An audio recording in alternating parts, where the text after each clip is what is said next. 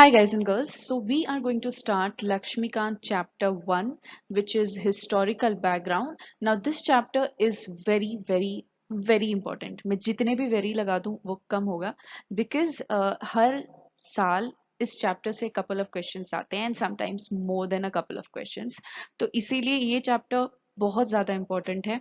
जो old students हैं like जो ऑलरेडी दे चुके हैं सिविल सर्विसेज एग्जामिनेशंस या फिर पढ़ रहे हैं उसके लिए पहले से, उनको ये चीज़ पता है। लेकिन जो नए बच्चे हैं उनको मैं ये एम्फेसिस करना चाहती हूँ कि आप इस चैप्टर पे बहुत ज़्यादा फोकस करें। When I am like when we are studying the chapter together उस टाइम भी, and I will say कि go back immediately after listening the video, मतलब ब्रेक लेके 10 minute go back and read the chapter. जितना चीज आप यहाँ पे सुन रहे हैं, जितनी भी चीजें, उस चीज को आप जाकर वापस चैप्टर में पढ़िए because it is very factual और आपको बार बार पढ़ना होगा to just get into the facts की कौन से एक्ट में क्या चीजें आई थी। Okay, and I have divided this chapter into two parts, so we will be covering part 1, and this part 1 will be about the company rule 1773 to 1858 के बीच में जितने भी एक्ट्स आए हैं उसके बारे में हम इस पार्ट में पढ़ेंगे। एंड फ्रॉम 1858 टू 1947 जो क्राउन रूल है वो हम पढ़ेंगे सेकेंड पार्ट में। Okay, so let's start the video. So first of all ये जो चैप्टर स्टार्ट होती है, it starts with an introduction about the time line. Okay, so you should know that how things actually moved forward. Like east India company कब आई, कब कहाँ से उसका वो टेरिटोरियल पावर वाला जर्नी शुरू होता है। So everything is given in the first part, the introduction of the chapter. So in 1600 Queen Elizabeth one actually granted the charter to East India Company to basically give exclusive trading rights in Indian territory। तो देखिए ये जो charter term है, आप देखेंगे कि बाद में हम लोग चार्टर एक्ट्स भी पढ़ते हैं। सो ये बेसिकली ये जो चार्टर थी, it was a kind of licence to the East India Company to do trade. Okay, तो यही चीज 1600 में फर्स्ट मिली थी ईस्ट इंडिया कंपनी को by Queen Elizabeth one. Then next we come straight to 1765। क्यों? क्योंकि 1765 में ही ये जो दीवानी राइट्स मिले ईस्ट इंडिया कंपनी को बाय शाह आलम, उसके बाद कंपनी की टेरिटोरियल जो जर्नी होती है वो शुरू होती है। इसके पहले सी East India Company was just a trading company, ठीक है, उनको सिर्फ ट्रेड करना था। तो उसके उनके पहले के जो इंटरेस्ट थे वो बिल्कुल कमर्शियल होते थे कि उनके कैसे वो अपने ट्रेडिंग पोस्ट बढ़ाएं, कैसे उनका ट्रेड बढ़े, ठीक है। लेकिन 1764 में जब बैटल ऑफ बक्सर हुई और उसमें जब ब्रिटिश जीत गए East India Company, then they actually started demanding more. उनके होता है ना लालच बढ़ जाना, तो वो चीज हुई और उसके बाद उन्होंने दीवानी राइट्स मांगे थे। दीवानी राइट्स में क्या था कि रेवेन्यू और सिविल जस्टिस ये दोनों के राइट्स कंपनी को मिल गए थे। रेवेन्यू और सिविल जस्टिस का मतलब आप समझ रहे हो कि आपको एडमिनिस्ट्रेशन का भी राइट मिल गया है और आपको रेवेन्यू का भी राइट मिल गया है। अभी फंडा यहाँ पे ये था कि ये लोग रेवेन्यू कलेक्शन का राइट्स ले लिए, सिविल जस्टिस का राइट्स ले लिए, लेकिन एक्चुअली जो अगर एरिया की डेवलपमेंट की बात करें तो वो अल्टीमेटली फिर इंडियन रूलर्स को ही करना था। तो दैट इज वन कैच जो हम मॉडर्न इंडिया में अच्छे से पढ़ेंगे। लेकिन जो इंपॉर्टेंट फैक्ट यहाँ पे you need to focus is कि 1765 में after the charter was like granted in 1600 और फिर ईस्ट इंडिया कंपनी आई, ट्रेड किया इंडिया में, उसके बाद 1765 में उनकी जो टेरिटोरियल राइट्स थे वो शुरू हो गए क्योंकि उन्होंने उनको दीवानी राइट्स मिली by Shah Alam of Bengal, Bihar and Orissa. Okay, then उसके बाद हम स्ट्रेट जा रहे हैं 1858 में, क्योंकि 1857 में हुई थी सेपॉय म्यूटिनी। ओके, जहां पे हम एक जो फर्स्ट रिवोल्ट कहा जाता है of Indian independence. Okay, so then British crown they realised that this East India Company is not doing great in the Indian territory and they didn't want to lose India. So that is why when British crown came forward and they said that now we will take direct responsibility of Indian territory, we will not let East India Company to work on this now. So 1858 में British crown खुद आ जाती है पूरी control में and it looks over the administration of Indian territory. Then उसके बाद शुरू होता है, वो लोग पहले पहले तो कन्विंस करने की शुरुआत करते हैं, फिर इंडियन नेशनल कांग्रेस आ जाती है, फिर वो राइट्स मांगती है कि हमें ये चाहिए वो चाहिए, फिर फाइनली जाकर एट द एंड जब ब्रिटिश अग्री कर जाते हैं that okay fine you will get independence. So obviously अगर इंडिपेंडेंट होना था, लाइक इंडिपेंडेंस देनी थी, तो उसके पहले एक स्ट्रक्चर चाहिए होगा कि हमें कैसा इंडिपेंडेंट इंडिया चाहिए, ठीक है। तो उसी के लिए कॉन्स्टिट्यूएंट असेंबली बनाई गई थी, क्योंकि जवाहरलाल नेहरू ने डिमांड किया था कि हमें एक कॉन्स्टिट्यूएंट असेंबली चाहिए, आप नहीं डिसाइड करोगे कि हमारा इंडिपेंडेंस के बाद हम लोगों का क्या, मतलब क्या काइंड ऑफ इंडिपेंडेंस के क्या फॉर्मेलिटीज होंगे, लाइक होता है ना, क्या रूल्स होंगे, क्या रेगुलेशंस होंगे, आप डिसाइड नहीं करोगे, हम लोग डिसाइड करेंगे खुद से, हमारा कॉन्स्टिट्यूशन हम खुद बनाएंगे विदाउट एनी इंटरफेरेंस। तो ये चीज फाइनली मानी गई लास्ट में, और कॉन्स्टिट्यूएंट असेंबली बनी इन 1946, and on August 15, 1947, as we all know, India became independent. And November 26, 1949, finally, after lot of hard work, Constitution was adopted by the Indian Constituent Assembly. And on January 26, 1950, after 2 months, the Constitution came into force. क्योंकि बीच में formalities होती हैं, सारी चीजें सब कुछ final करके finally came into effect का मतलब जब से Constitution लाइव हो गया, जैसे प्रोडक्शन डिप्लॉयमेंट होता है, मतलब जब से वो इन फोर्स है, अब वो इम्प्लीमेंट होगा काइंड ऑफ, ठीक है। तो January 26, 1950 was the date when Constitution of India came into force, came into effect.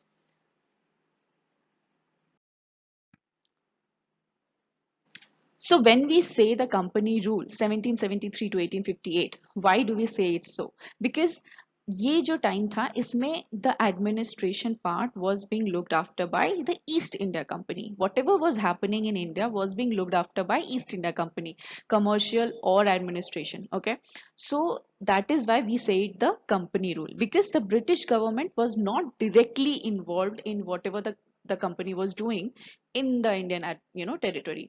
So that is why we say it the company rule, ठीक है।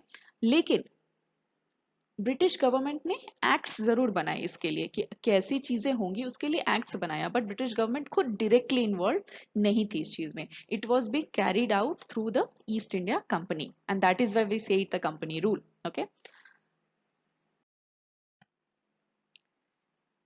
सो the first act which actually came, like जो British government में ने जो पहला act implement किया था, ये जितने भी एक्ट्स हैं ये कोई ईस्ट इंडिया कंपनी के एक्ट्स नहीं है। एक्ट्स जब भी हैं वो ब्रिटिश गवर्नमेंट नहीं लाए थे, टू लाइक फर्स्ट एक्ट जो था वो था regulating act of 1773 which we are going to study now. Now this act is significant because first point, this was the first act which was brought by British government to kind of regulate the affairs of East India Company. ऐसी exact line लिखी हुई है लक्ष्मीकांत में, but that is a fact. ये आपका नाम भी देखो, रेगुलेटिंग एक्ट है, मतलब उनको क्या रेगुलेट करना था, ईस्ट इंडिया कंपनी को, ठीक है। तो ये फर्स्ट एक्ट थी जो ब्रिटिश गवर्नमेंट ने लाई थी उसके लिए। तो पहला पॉइंट तो ये है कि ये इसलिए भी सिग्निफिकेंट है। सेकेंड पॉइंट ये है कि आप यहाँ पे देखोगे कि इन्होंने सेंट्रल एडमिनिस्ट्रेशन का एक फाउंडेशन लाया। सेंट्रल एडमिनिस्ट्रेशन मतलब एक पोजीशन जिसको सुप्रीम बना दिया जाए और उसके नीचे आप सब्सिडरी पावर्स देते हो, बाकी लोगों को सबॉर्डिनेट बनाते हो। ये नहीं था पहले, बिकॉज पहले क्या था कि बंगाल, बॉम्बे, मद्रास, ये तीनों प्रेसिडेंसीज इंडिपेंडेंट थे, अपना अपना काम करते थे, अपने अपने राइट्स थे इनके। But in regulating act of 1773 इस चीज को चेंज किया गया। क्यों? क्योंकि जो बंगाल के गवर्नर थे उनको सबसे हाईएस्ट पावर्स दिए गए, उनको बना दिया गया governor general of Bengal. Okay, so he was not the governor of Bengal any more, he was the governor general of Bengal, ठीक है। And he was made supreme to Bombay and Madras governors. Governors of Bombay and Madras were made subordinate to the Governor General of Bengal. Pen का colour change कर देती हूँ, blue. Okay, so and this Governor General of Bengal, he was given executive council of 4 members to assist him, and first Governor General of Bengal was Lord Warren Hastings. तो ये आपको पता होना चाहिए कि फर्स्ट कौन था, ठीक है। फर्स्ट वाइस रॉय कौन था, first governor general of Bengal कौन था, ठीक है। तो first governor general of Bengal was lord Warren Hastings. Also one very significant fact, उसके पहले मैं थोड़ा इरेज कर देती हूँ,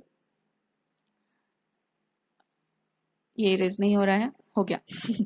Okay, so first fact, first another important fact which is about establishment of Supreme Court. तो ये जो एक्ट थी वो एक और सिग्निफिकेंट डेवलपमेंट लेकर आई थी, that was about supreme court. So you should know these, जो भी ये सिग्निफिकेंट बॉडीज हैं आज के टाइम में भी हमारी कंट्री में, सुप्रीम कोर्ट, आरबीआई, तो ये सब कहीं ना कहीं ब्रिटिश के जमाने की ही बॉडीज हैं, ठीक है, जिनको रखा गया because they were significant. Okay, so supreme court at Calcutta was, उसके बारे में बात की गई थी इस एक्ट में कि ये हमें एस्टेब्लिश करना है, and finally in 1774 supreme court at Calcutta was established, and it comprised one chief justice and 3 other judges. Okay, so yes, second, और देखो ये एक चीज है कि पहली बात हमें ये समझना पड़ेगा कि इस एक्ट के पीछे की माइंडसेट क्या थी, मतलब ब्रिटिश गवर्नमेंट क्यों लेकर आई रेगुलेटिंग एक्ट ऑफ 1773। चार्टर तो उन्होंने 1600 में ही दे दिया था, तो फिर जरूरत क्यों पड़ी? जरूरत इसीलिए पड़ी क्योंकि बहुत रैम्पेंट करप्शन हो गया था, ईस्ट इंडिया कंपनी के एडमिनिस्ट्रेशन में हाई करप्शन चल रहे थे, and that is why company की हालत भी बुरी हो जा रही थी। एंड इसीलिए ब्रिटिश गवर्नमेंट को फाइनली इंटरफेयर करना पड़ा था कि यार ठीक है, अब हमें देखना पड़ेगा कि what is this company doing. Okay, and that is why you see that there was a provision in this act that it prohibited company servants from private trade. आप कोई प्राइवेट ट्रेड नहीं कर सकते। It told the company servants you can not involve yourself in private trade और accept presents or bribes from the natives. Natives matlab who were from India. You cannot take any present or bribes from the natives. So you understand that the motive behind this act was also to prevent corruption, because that was so much prevalent at that point of time and it was kind of hampering the whole administration. Okay, and also since British government felt that there is some misadministration going on and there is so much of corruption which the company could not handle on its own, so it asked the governing body of the company, which was the court of directors। एक जो governing body होती है ना, जैसे अभी हमारे होते हैं ना बोर्ड ऑफ डायरेक्टर्स, तो ये इनके कोर्ट ऑफ डायरेक्टर्स थे। ठीक है, और इनका देखोगे इन्होंने उल्टा करके नाम रखा है, यहाँ पे कोर्ट ऑफ डायरेक्टर्स होते हैं और फिर एक बॉडी बनाई जाएगी बोर्ड ऑफ कंट्रोल। ठीक है, जैसे नॉर्मली अभी कंपनीज में बोर्ड ऑफ डायरेक्टर्स होते हैं, तो ये वही थी काइंड ऑफ जो कोर्ट ऑफ डायरेक्टर्स थी। ठीक है, गवर्निंग बॉडी। तो इनको बोला गया that you have to report on its like whatever the revenue, civil, military, जो भी अफेयर्स चल रहे हैं in India, you need to report on all this to British government. So this, you see, British government kind of came into action through regulating act of 1773, but still it was not directly involved. It just asked the company's body to report that, give us the report, whatever you're doing, whatever the affairs are going on, just say it to us. Okay, so this was all about regulating act of 1773. So next we are going to study about amending act of 1781, that is act of settlement. तो आपको याद होगा कि regulating act of 1773 में, okay, like दो important kind of bodies आए, bodies भी नहीं, एक तो ऑफिशियल थे गवर्नर जनरल और एक सुप्रीम कोर्ट। ओके, लेकिन there was no like significant और clear demarcation of powers of them, तो उसकी वजह से क्या हुआ कि दोनों के बीच में बहुत कन्फ्लिक्ट्स आने लगे, and that is why to resolve kind of resolve those conflicts this act was brought, act of settlement or the amending act of 1781, and that is why we are saying that this act was brought to rectify the defects of the regulating act of 1773। Okay, सो आप यहाँ पे देखोगे कि जो भी supreme court के powers थे उनको हटाकर उसको उठाकर गवर्नर जनरल को दे दिया गया या उसके उनके काउंसिल को दे दिया गया। ओके, सो सिंपल है, एजेंडा बहुत क्लियर था कि जो गवर्नर जनरल इन काउंसिल है that is going to be more important than supreme court. तो वही चीज आप इस एक्ट में देखेंगे। सो फर्स्ट जो आप पॉइंट है यहाँ पे आप देखो that the act exempted governor general and council plus the company servants from supreme court's jurisdiction. So whatever activities would be performed by governor general and his council or the company servants, the east india company servants, in their official capacity, any of those matter could not be decided by supreme court। वो उनके jurisdiction से बाहर कर दिया गया। Second, all the revenue matters or the matters related to the collection of revenue were also excluded from the jurisdiction of Supreme Court. So that is was also removed. उसको भी हटा दिया गया revenue matters को। Next, Supreme Court was told that your jurisdiction is only limited over the inhabitants of Calcutta. Calcutta से बाहर आपका judicial power नहीं है। And it was said that personal laws needs to be implemented by Supreme Court as well, which was that Hindus will be tried according to Hindu law and Muslims will be tried according to Muslim law। तो ये personal law भी उनको बोला गया implement करने के लिए। ठीक है, क्योंकि इससे पहले क्या हुआ था कि सुप्रीम कोर्ट एट कैलकटा को लाई गई तो ऐसा लगा कि this court is going to have judicial power over the whole India, but ऐसा है नहीं। ये चीज उनको क्लियर किया गया इस एक्ट में, that your jurisdiction will only be over Calcutta. Okay. और एक जो सिग्निफिकेंट आप देखोगे वो ये कि नॉर्मली ऐसा होना चाहिए था, क्योंकि सुप्रीम कोर्ट तो कोर्ट थी ना, governor general and council was an executive body, क्योंकि governor general was given an executive council of 4 members. ठीक है। तो नॉर्मली आप क्या सोचोगे कि जो भी प्रोविंशियल कोर्ट्स हैं, लोकल कोर्ट्स हैं, उनसे जो अपील होगा वो सुप्रीम कोर्ट को जाना चाहिए। लेकिन इस एक्ट में वो चीज भी क्लियर की गई that whatever will be the appeals from provincial courts, they will not go to supreme court but to governor general in council. So governor general in council was given executive power plus judicial powers, over supreme court, मतलब supreme court से ज्यादा powers इनके पास थे। Okay. And it the act also empowered the governor general in council to frame regulations for the provincial courts and councils. तो कुछ भी regulations है कि कैसे आपके अफेयर्स चलेंगे, whatever those regulations related to the local courts, the provincial courts and councils were also to be made by governor general in council. Okay.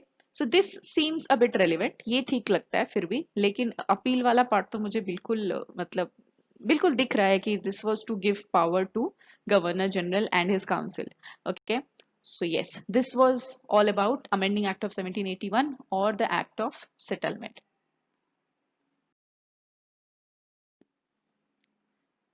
Next, we are going to study about Pitt's India's Act of 1784. So ये जो Pitt's India's Act है, इसका नाम Pitt's India's Act इसलिए है because this was introduced in the British Parliament by British Prime Minister William Pitt. तो इसीलिए उनके नाम से ये पिट्स इंडियाज एक्ट ऑफ 1784 आ गई।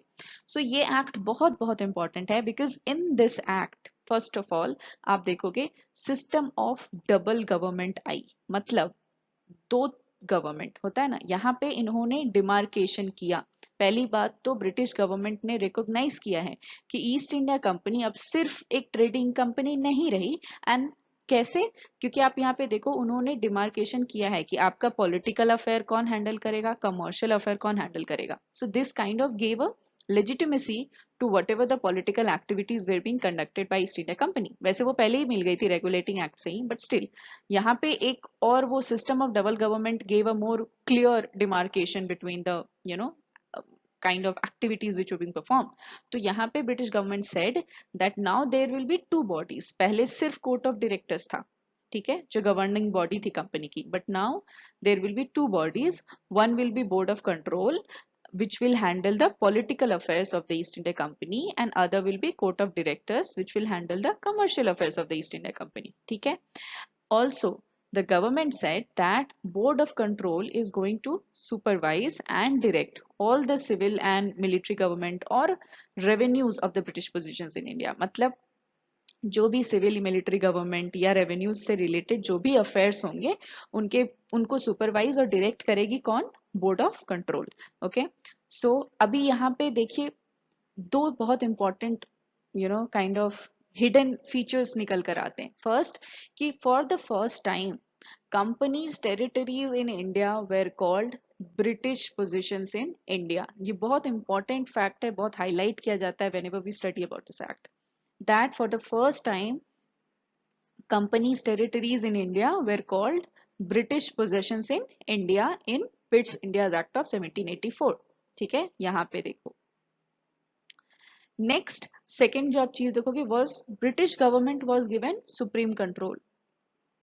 कैसे? Because it asked the board of control कि आप जो भी यहाँ से रिलेटेड अफेयर्स हैं जो भी हैं इसको आप सुपरवाइज करोगे और डायरेक्ट करोगे। तो एक तरीके से जो रिस्पॉन्सिबिलिटी है वो ब्रिटिश गवर्नमेंट ने खुद देखना शुरू कर दिया कि होता है ना कि क्या पहले तो उन्होंने रेगुलेटिंग एक्ट में रिपोर्ट करने बोला था कोर्ट ऑफ डायरेक्टर्स को कि आप सारी चीजें रिपोर्ट करो हमें, बट अभी क्या हो गया कि ब्रिटिश गवर्नमेंट ने खुद कंट्रोल लेना शुरू कर दिया कि होता है ना पॉलिटिकल अफेयर्स ये देखेंगे, कमर्शियल अफेयर्स ये देखेंगे, और बोर्ड ऑफ कंट्रोल सुपरवाइज भी करेगी कि कैसे आप सिविल या मिलिट्री गवर्नमेंट या रेवेन्यूज को यहाँ पर चलाओगे, डायरेक्शंस भी देगी। तो that is how British government kind of took supreme control, and this is why this act is very very important. आप सबसे पहले ये याद रखना कि बोर्ड ऑफ कंट्रोल और कोर्ट ऑफ डायरेक्टर्स ये जो डबल गवर्नमेंट का सिस्टम है ये लाया गया था पिट्स इंडियाज एक्ट में।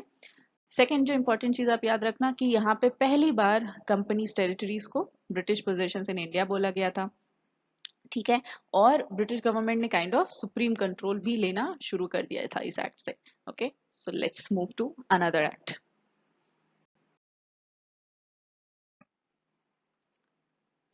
नेक्स्ट, ये जो छोटू एक्ट है, एक्ट ऑफ 1786, ये एक्चुअली लाई गई थी लॉर्ड कॉर्नवालिस के डिमांड पे। ठीक है, तो लॉर्ड कॉर्नवालिस को गवर्नर जनरल ऑफ बंगाल बनाना था, और लॉर्ड कॉर्नवालिस ने कहा कि मैं ऐसे नहीं बनूंगा, मेरे दो डिमांड्स हैं, आप उनको मानो तो मैं बनूंगा governor general of Bengal.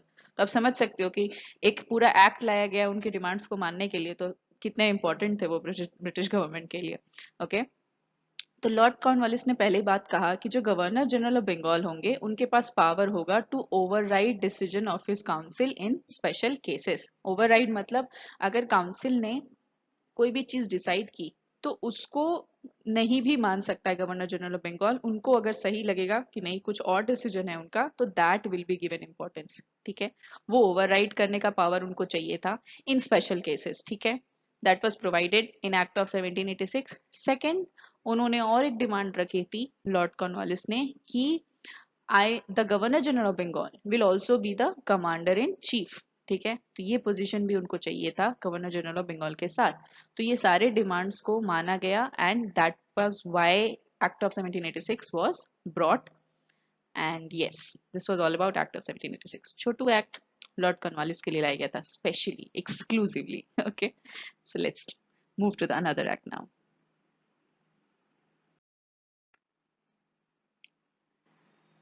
Next is Charter Act of 1793.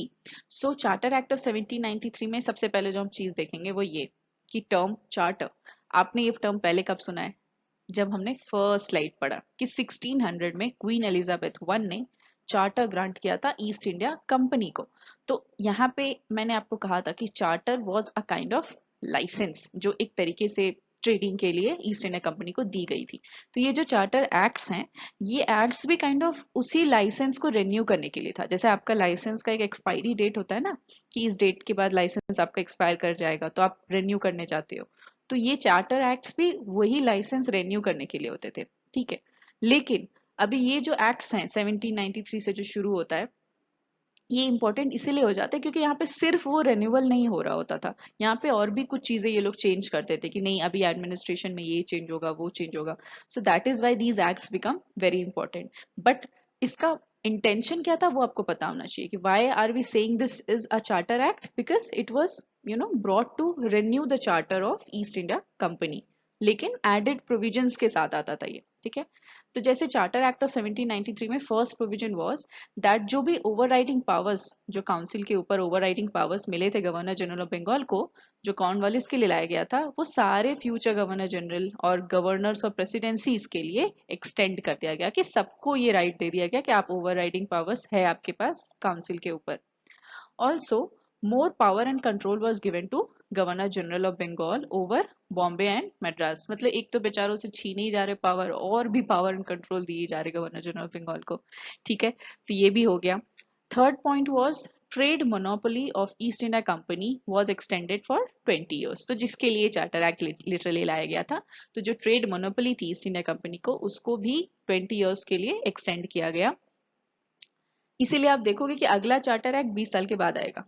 ठीक है, क्योंकि 20 साल के लिए तो वो चार्टर एक्सटेंड हो गया ना, तो अब 20 साल के बाद आएगा अगला चार्टर एक्ट। ठीक है, 1813 में। Then commander in chief was not to be member of governor general council unless so appointed. तो यहाँ पे एक इंपॉर्टेंट फैक्ट ये लाया गया कि कमांडर इन चीफ जो थे वो गवर्नर जनरल काउंसिल के पार्ट नहीं होंगे अनलेस सो अपॉइंटेड। मतलब अगर उनको अपॉइंट कर लिया कि नहीं आपको होना है गवर्नर जनरल ऑफ काउंसिल का, तब तक वो मेंबर नहीं है। मतलब ऐसे वो होता है ना, अपने आप वो मेंबर नहीं है कि कमांडर इन चीफ है तो वो मेंबर होगा गवर्नर जनरल ऑफ काउंसिल के, वैसा नहीं है। उनको स्पेशली अपॉइंट किया गया, फिर वो मेंबर होंगे गवर्नर जनरल ऑफ काउंसिल के। लास्ट फैक्ट जो यहाँ पे है वो ये है कि जो बोर्ड ऑफ कंट्रोल था, जो पॉलिटिकल अफेयर्स देखने वाली थी, हमने देखा था पिट्स इंडियाज एक्ट ऑफ 1784 में, वो बोर्ड ऑफ कंट्रोल और उनके जो स्टाफ हैं they were to be paid out of Indian revenues. तो जो इंडियन रेवेन्यूज हैं उनसे उनकी सैलरी पे होगी। ठीक है, तो this was all which was brought in charter act of 1793।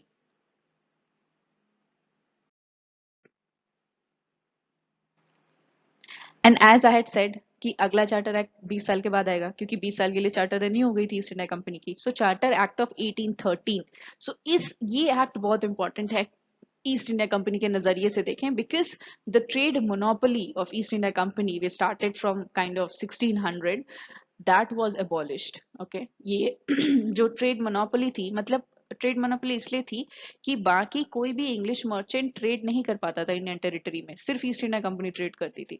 तो उस चीज को अबॉलिश किया गया, सिर्फ दो फैक्टर्स को छोड़ के, दो पॉइंट्स को छोड़ के। एक तो टी का मोनोपोली नहीं हटाया गया, और विथ चाइना, तो trade with China and over T, ये दोनों छोड़ के बाकी हर जगह जो ट्रेड मोनोपोली थी ईस्ट इंडिया कंपनी की, that was abolished. Okay, second, the sovereignty of British Crown over company's territories were asserted। मतलब बार बार ब्रिटिश क्राउन ये एहसास दिला रही थी कि I am the sovereign power, you are not. ठीक है, तो ये चीज भी कहीं ना कहीं एक्ट्स में बोला जा रहा था कि ब्रिटिश क्राउन के सोवरेन पावर्स हैं ओवर द कंपनीज टेरिटरीज। तो कंपनी ऐसा ना समझने लगे कि मैं ही बस जो हूँ। तो ये एहसास ब्रिटिश क्राउन दिला रही थी एक्ट्स में। Okay, and also the act allowed Christian missionaries to come to India to enlighten Indian people। तो इन्हें लगता था कि जो मतलब ऑब्वियसली जो जो करते हैं उनको लगता है वही सही है। तो क्रिश्चियन मिशनरीज को ऐसा लगता था कि if they come and enlighten Indian people then they will move forward in their lives, बहुत आगे चले जाएंगे। तो जो भी है, तो उनको परमिशन मिली इस एक्ट के थ्रू कि क्रिश्चियन मिशनरीज अब इंडिया आ सकते हैं और एनलाइटन कर सकते हैं यहाँ के लोगों को।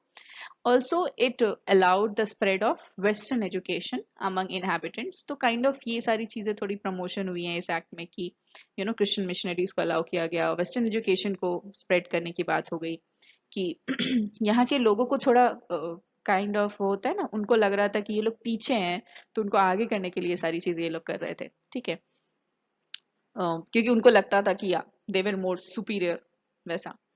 तो अगेन लास्ट जो पॉइंट था, it was to that the charter act also authorised local government to impose taxes. तो ये इंपॉर्टेंट पॉइंट है बहुत ज्यादा। ठीक है, ये इंपॉर्टेंट पॉइंट है यहाँ पे बहुत बड़ा, और ये भी है। ठीक है, बाकी ये सब इंपॉर्टेंट है, लेकिन दीज आर लाइक बहुत ज्यादा इंपॉर्टेंट है। ठीक है, तो यहाँ पे लोकल गवर्नमेंट को ऑथराइज किया गया कि अब आप टैक्सेस इंपोज कर सकते हो, and if somebody is not paying taxes तो आप पनिश भी कर सकते हो। सो this was also brought by charter act of 1813। तो फर्स्ट थिंग फर्स्ट जो आपको याद रखनी चाहिए कि ट्रेड मोनोपोली एबॉलिश की गई except tea and China, and local government was authorized to impose taxes, and it was also allowed to punish for not paying taxes। ठीक है, तो ये सारी चीजें लाई गई थी इस एक्ट में।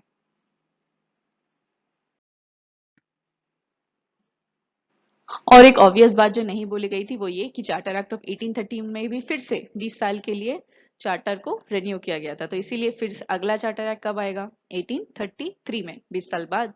तो 20 साल बाद एक मूवी भी थी वैसे, हाँ।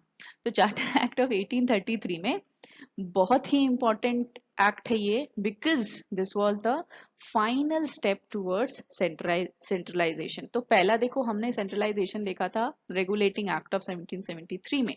क्यों? क्योंकि गवर्नर ऑफ बंगाल को गवर्नर जनरल ऑफ बंगाल बनाया गया, ऊपर रखा गया उनको सबसे। ठीक ठीक है, नेक्स्ट क्यों हम बोल रहे हैं कि charter of act of 1833 is the final step toward centralisation? क्यों?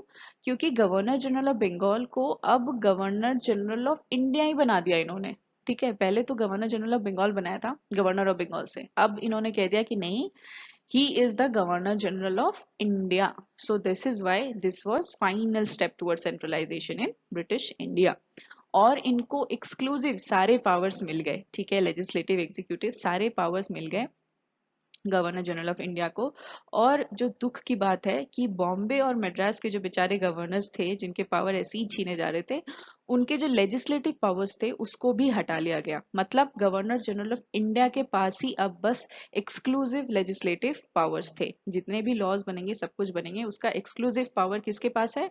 गवर्नर जनरल ऑफ इंडिया के पास। सारी चीजों का exclusive power governor general of India के पास है। ओके, और इसीलिए यहाँ पे अब जो है, इन्होंने पहले जो हमारे लॉज होते थे उसके, मतलब पहले जो एक्ट्स होते थे उसके समय जो लॉज बनते थे उसको हम लोग रेगुलेशंस कहते थे। बस इस एक्ट के बाद से जो भी लॉज बनते थे उसको एक्ट्स बोलने लगा, मतलब बोलने जाने लगा टाइप्स। हाँ, ठीक है, तो यहां से हो गया एक्ट्स, पहले होता था रेगुलेशंस। ठीक है, उसके बाद ईस्ट इंडिया कंपनी को प्योरली एडमिनिस्ट्रेटिव बॉडी बना दिया गया। मतलब कमर्शियल अफेयर्स होते थे ना, ईस्ट इंडिया कंपनी तो कंपनी थी कमर्शियल एक्टिविटीज के लिए, बट उनके कमर्शियल अकाउंट को पूरा ही बंद कर दिया गया and the company was made purely administrative body. ठीक है, कि आप सिर्फ एडमिनिस्ट्रेशन देखोगे and it was told that companies territory in India were held by it in trust for his majesty his heirs and successors। इन लोग का ये वो क्राउन था ना वहां पे, मतलब अभी भी है, तो उनको ये लोग ऐसे अदब के साथ बोलते हैं that you know in trust for his majesty his hairs and successors. तो वो चीजें हैं कि जो भी ये कंपनी टेरिटरी कंपनी होल्ड करती है, ये इन ट्रस्ट मतलब होता है ना कि क्राउन के अंदर है, काइंड ऑफ होता है, उनके विश्वास के अंदर है। ठीक है, last point which was important, लेकिन अगर कोर्ट ऑफ डायरेक्टर्स मान गए होते तो, बट फिर भी मतलब वो आइडिया लाया गया था, वो प्रपोजिशन किया गया था, वॉज कि open competition for selection of civil servants. ठीक है, इन्होंने कहा था कि इंडियंस को डिबार नहीं करना चाहिए, मतलब रोकना नहीं चाहिए from holding any position in East India Company. So एक ओपन कंपटीशन हो for selection of civil servants. ऐसे होता था कि ब्रिटिश के ही लोग उठा के लाते थे ये लोग जो ईस्ट इंडिया कंपनी में काम करते थे। तो एक अभी ये लोग चाहते थे कि नहीं ओपन कंपटीशन करेंगे ताकि इंडियंस भी जो यू नो एलिजिबल हैं या क्वालिफाइड हैं, लायक हैं, वो भी ईस्ट इंडिया कंपनी में सर्व कर पाए। But this preposition was negated क्योंकि कोर्ट ऑफ डायरेक्टर्स ने भयानक अपोजिशन किया इसके लिए कि नहीं, इंडियंस नहीं घुस सकते, there can be no open competition, it has to be a closed competition, हम खुद में compete करेंगे। So this was why this proposition actually didn't come into place, क्योंकि इसके मतलब माने ही नहीं कोर्ट ऑफ डायरेक्टर्स इसके लिए। और जो एक इंपॉर्टेंट फैक्ट है जो हम मिस कर गए पहले पॉइंट में, वो ये कि पहला गवर्नर जनरल ऑफ इंडिया जो बने थे वो थे लॉर्ड विलियम बेंटिक। ठीक है, तो इनका फोटो नहीं दिया मैंने, ठीक है, मॉडर्न इंडिया में देख लेंगे फोटो। ठीक है, तो पहला गवर्नर जनरल ऑफ बंगाल कौन था? Lord Warren Hastings. और पहले गवर्नर जनरल ऑफ इंडिया कौन थे? Lord William Bentinck. तो डब्ल्यू डब्ल्यू से दोनों शुरू होते हैं, थोड़ा याद रख लेना। ठीक है, ओके।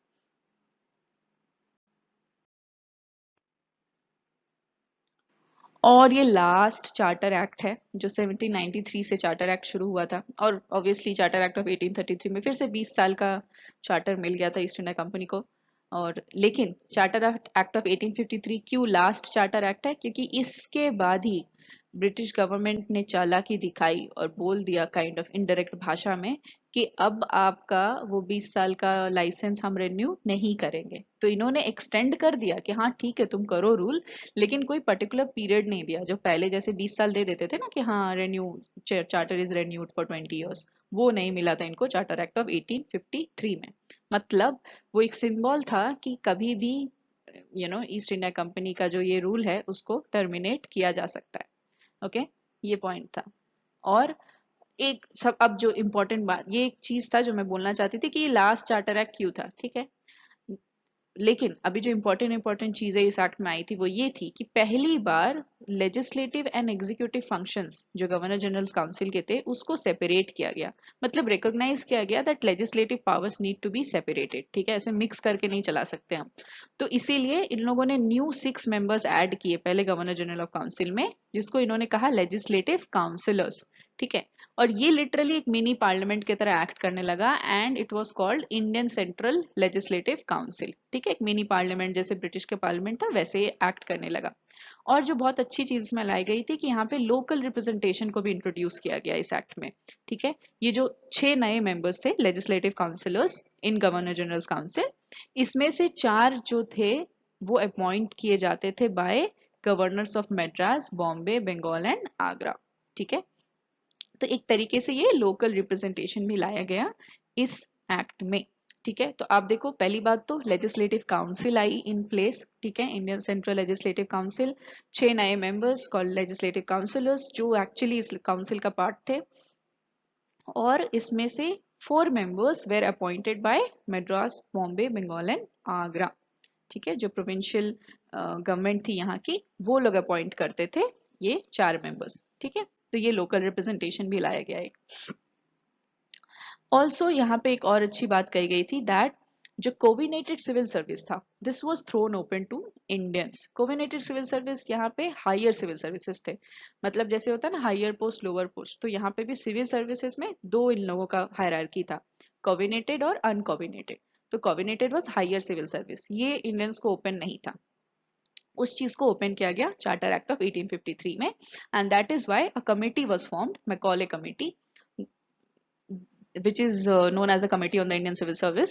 लेकिन इसके हेड थे Macaulay, lord Macaulay, that is what is known as Macaulay committee. So this was appointed in 1854 to look into more into this point. Okay, तो कोविनेटेड सिविल सर्विस को भी खोल दिया गया to Indians. So this is where we end the video and I hope कि आप excited हैं part 2 के लिए, और अगर नहीं भी हैं तो please sit down and be excited. Okay. Okay, so I will see you in the next video. Hmm. और जाइए अब अपने हर्क्स लीजिए, मर्क्स लीजिए, कॉफी लीजिए, और अगर आपको ये बात समझ नहीं आई तो please see the picture in the slide. Okay, so jokes apart, आप अच्छे से पढ़िए, take care and I will see you in the next video. Bye bye.